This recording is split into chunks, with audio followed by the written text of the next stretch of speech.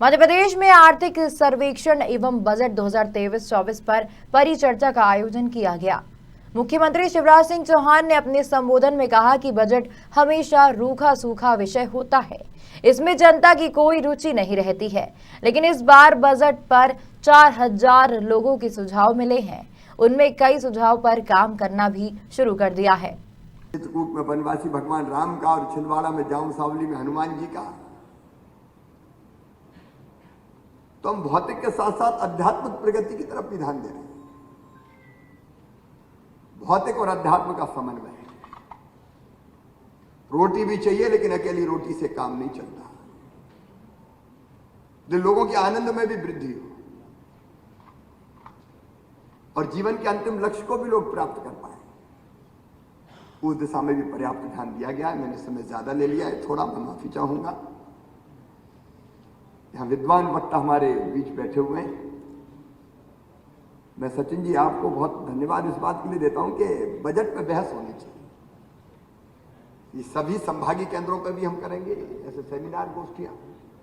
और मेरा तो विचार एक दिन बजट पे ग्राम सभाएं कर दें और गांव की जनता को भी बताएंगे बजट पे। सब बजट को समझें और शेयर करें, और अगली बार फिर और अच्छा बजट बनाने आ गया है। बहुत बहुत धन्यवाद, नमस्कार। मैं एक धृष्टता कर रहा हूं क्योंकि मेरा आज कार्यक्रम ग्वालियर, शिवपुरी, अन्य कुछ स्थान पर है। Madhya Pradesh tiger state, Madhya Pradesh leopard state, Madhya Pradesh बल्चर state, Madhya Pradesh घड़ियाल स्टेट, मध्य प्रदेश चीता स्टेट। फॉरेस्ट कवर 30% है, सिद्धांत कह रहे थे साहब, या आप कह रहे थे 30% फॉरेस्ट कवर आपने कहा। तो हम जंगल भी बचाए हैं और वन्य प्राणी भी बचाए हुए हैं। तो आज भी टाइगर छोड़ने जा रहे हैं। एक अभयारण्य जहां खत्म हो गए थे, बचे नहीं थे, उसको फिर से माधव राष्ट्रीय उद्यान, उसको टाइगर से आबाद करना है। तो मैं उन कार्यक्रमों के लिए आपसे जाने की इजाजत चाहता हूं। बाकी कार्यक्रम यथावत चलेगा। बहुत बहुत धन्यवाद। और हमने उनमें से अधिकांश को क्रियान्वित करने का प्रयास किया। अभी पिनाकी जी कई चीजें आपको बता रही थी। बजट के पहले आता आर्थिक सर्वेक्षण। मैं बहुत विस्तार में नहीं जाऊंगा, लेकिन आर्थिक सर्वेक्षण के कुछ तथ्य विस्तार से प्रोफेसर सचिन चतुर्वेदी जी भी आपके सामने रखेंगे। मैं आपके सामने रखना चाहता हूं। ये जो बजट सर्वेक्षण, आर्थिक सर्वेक्षण 22-23, इसमें तेजी से आगे बढ़ते हुए मध्य प्रदेश की तस्वीर हमें दिखाई देती है। कृषि, ग्रामीण विकास, उद्योग, व्यापार, सामाजिक आर्थिक विकास, स्वास्थ्य, शिक्षा, अधोसंरचना, कौशल विकास, सुशासन, विज्ञान, प्रौद्योगिकी, गरीबों का कल्याण, सार्वजनिक वित्त जैसे अनेकों विषय जिस पर मध्य प्रदेश ने बहुत अच्छा प्रदर्शन किया है।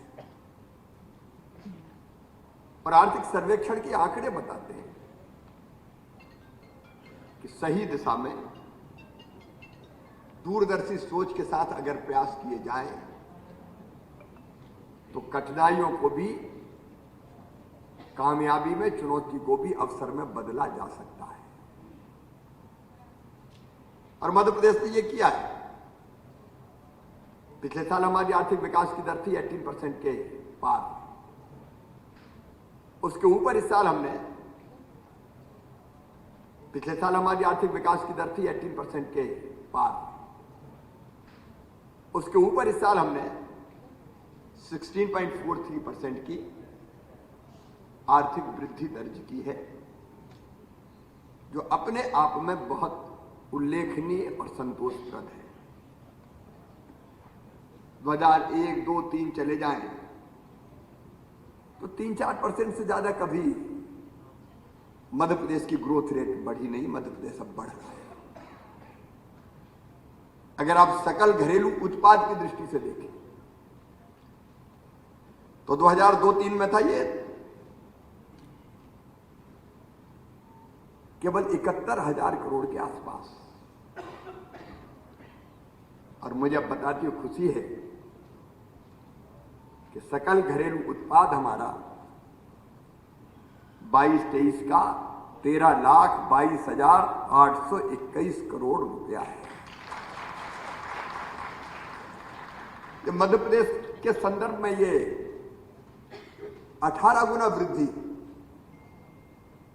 ये अपने आप में चमत्कारिक है। पर कैपिटा इनकम देख लीजिए आप, 2-3 के आसपास थी ये 11,718 रुपया,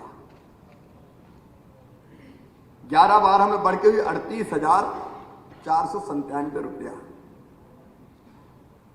और 22-23 में ये बढ़ के पहुंच गई 1,40,583 रुपया प्रति व्यक्ति आय। मैं अभी संतुष्ट नहीं, हमें और आगे जाना है,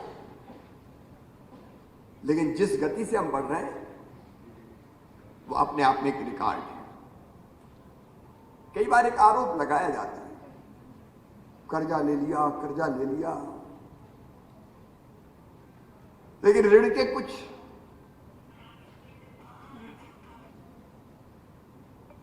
लेने के कुछ मापदंड होते हैं, कुछ आधार होते हैं। अगर आप ऋण जीएसडीपी अनुपात देखेंगे तो ये 2005 में था 39.5%, लेकिन 20-21 में ये घट के हो गया 22.6%। एक इंडिकेटर होता है कैपिटल एक्सपेंडिचर आपका क्या है, पूंजीगत व्यय। आप लगातार देखेंगे उनकी आजीविका बढ़ाने की कोशिश की गई है। आप कृषि के क्षेत्र में देख लीजिए, 2001-02 तक विकास दर थी केवल 3%, अब बढ़ के हो गई है 19%, 19%। और सेक्टर मध्य प्रदेश से चमत्कार किया। मैं कुछ आंकड़े आप इससे अंदाज लगाइए। 2013-14 में गेहूं का उत्पादन था 174.8 लाख मीट्रिक टन, 22-23 में बढ़ के हो गया 352.7 लाख मीट्रिक टन, और गेहूं के एक्सपोर्ट में भी 46% हमने वृद्धि हासिल की है। धान का पैडी का उत्पादन अगर आप देखें तो ये 53.2 लाख मीट्रिक टन था, उससे बढ़ के हो गया 131.8 लाख मीट्रिक टन। सिंचाई की दृष्टि से देखें, मैं बहुत विस्तार में नहीं जाऊंगा। जब हमने सरकार संभाली तो मध्य प्रदेश में राजा, नवाब, कांग्रेस, अंग्रेज सबकी मिला के सिंचाई की क्षमता थी 7.5 लाख हेक्टर। अब बढ़ा के हमने कर दी 45 लाख हेक्टर, और 65 लाख हेक्टर पे काम चल रहा है। औद्योगिक विकास दर 1-2 की अगर आप देखें तो ये थी केवल उस समय 1-2 में -0.61%, जो 22-23 में बढ़ के हो गई 24%। हमको काम और करना है, इसमें कोई तो मत नहीं, लेकिन हमने जो किया वो कम नहीं है। मध्य प्रदेश जैसे राज्य को जो कभी बीमारू कहलाता था। और मित्रों, इस साल का जो बजट है वो हमारे कुशल वित्तीय प्रबंधन की तरफ इशारा करता है। पिछले बार बजट का आकार था 2,79,237 करोड़, अब हम 3 लाख करोड़ के क्लब में शामिल हो गए हैं। इस साल का हमारा बजट है 3,14,025 करोड़ का। हमारा राज्य का कोसी घाटा ये 55,709 करोड़ अनुमानित है, जो हमारे जीएसडीपी के 4% की सीमा में है, जो अलाउ करती है भारत सरकार। और मैंने अभी ऋण जीएसडीपी अनुपात की बात आपसे कही थी, 2002-03 में वो 31.6%। एक इंडिकेटर होता है कैपिटल एक्सपेंडिचर आपका क्या है, पूंजीगत व्यय। आप लगातार देखेंगे हमारा पूंजीगत व्यय पिछले साल कोविड के बावजूद,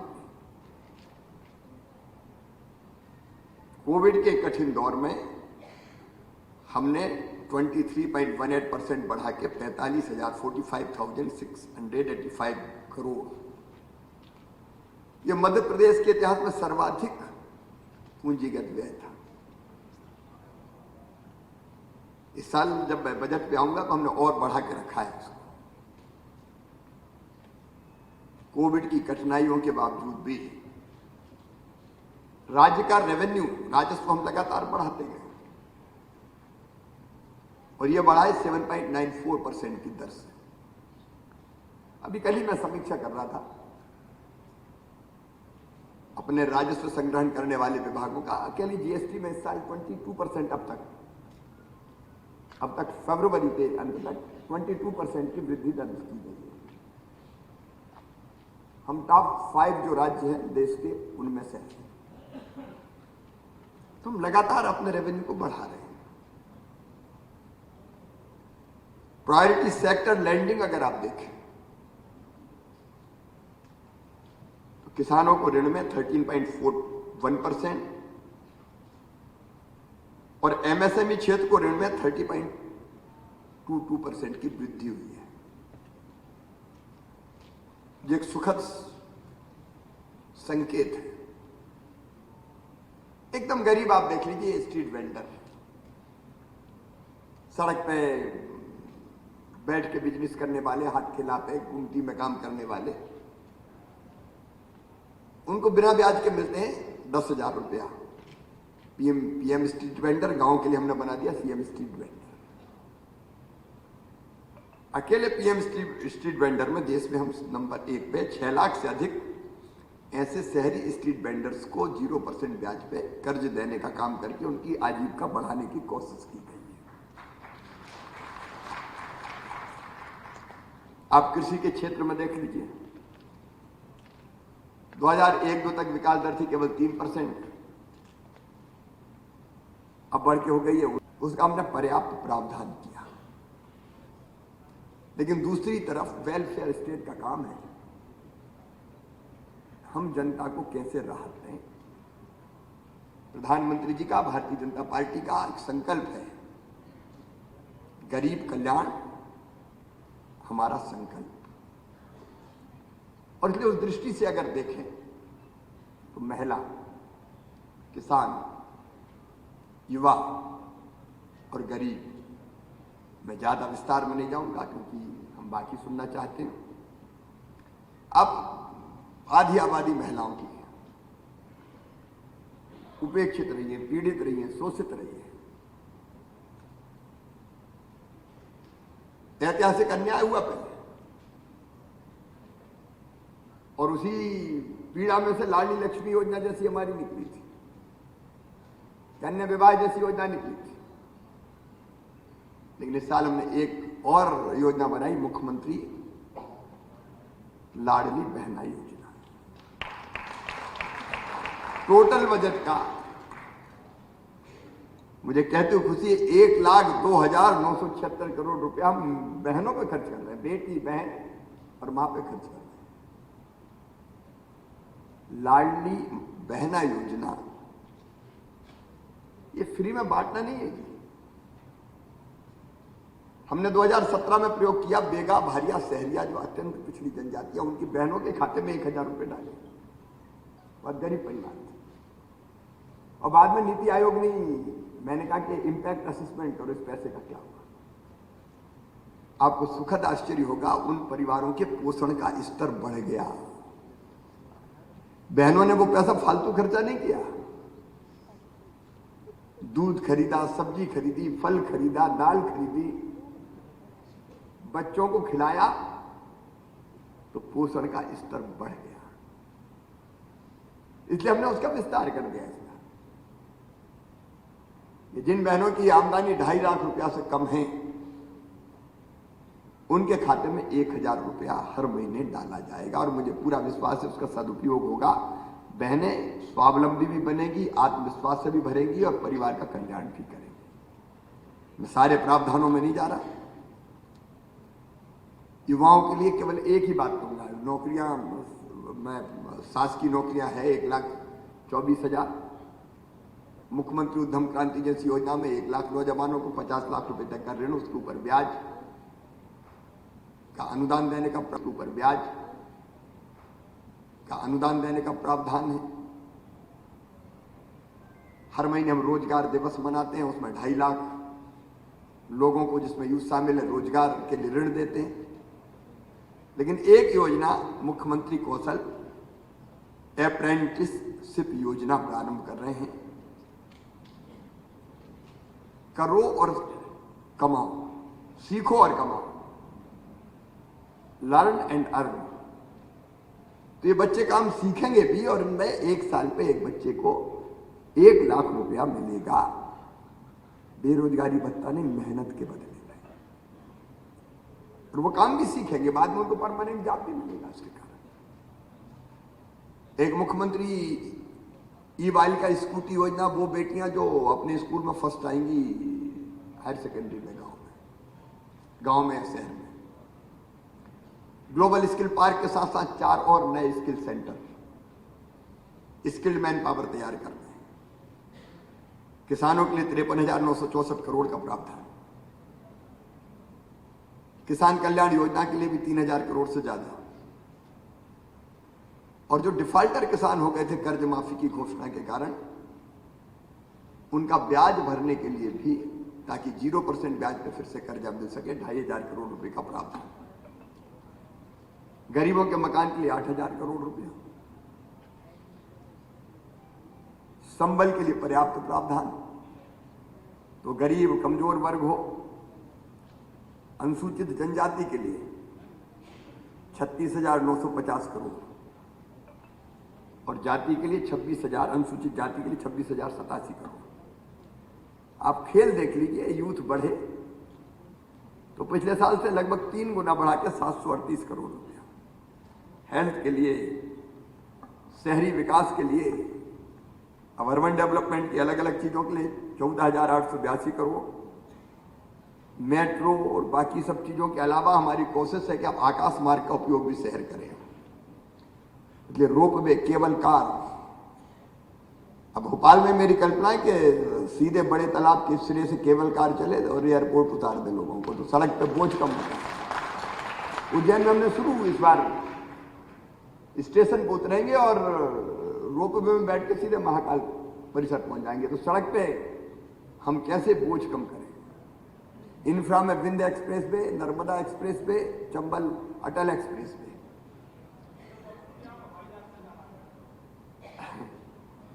Narmada expressway, Chambal Atal express way.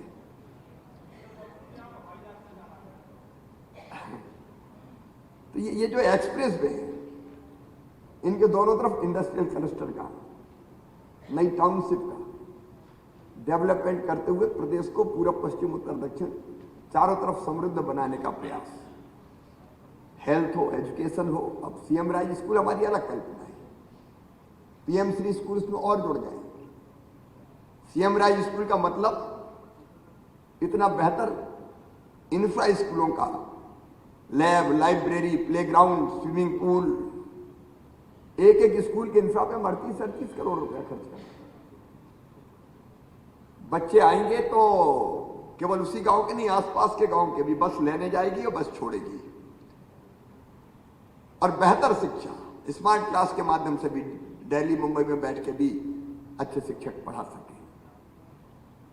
सारे सेक्टर्स में अगर आप देखेंगे, चाहे अर्बन डेवलपमेंट हो, चाहे रूरल डेवलपमेंट हो, मैं बहुत विस्तार में उसका जिक्र नहीं करूंगा। एक चीज और नहीं, मध्य प्रदेश ऐसा राज्य जिन्हें डिपार्टमेंट ऑफ हैप्पीनेस भी बनाया। हम आर्थिक प्रगति तो चाहते हैं,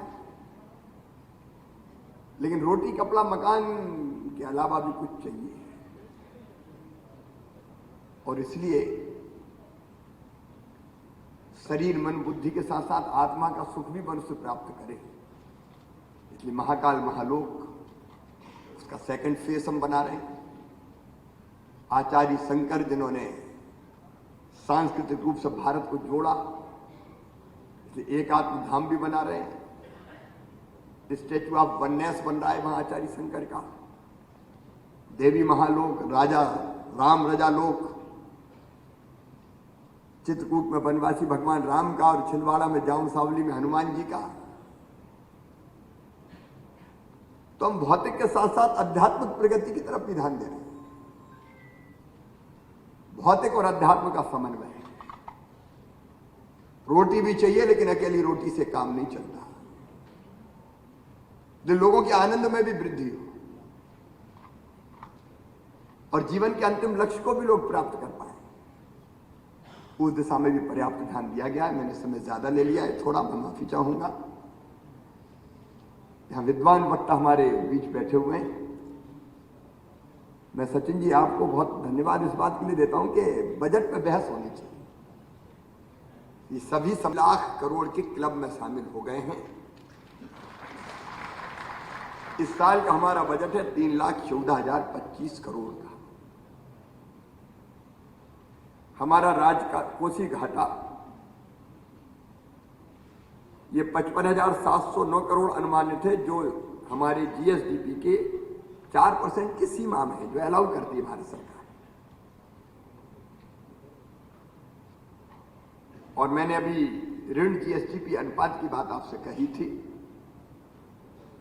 2002-03 में वो 31.6% था, वो घट के इस साल अनुमान है 27.8% रहने का। कैपिटल एक्सपेंडिचर, अगर इस बजट को देखें तो बहुत संतुलित बजट है। आत्मनिर्भर भारत, प्रधानमंत्री जी ने कहा,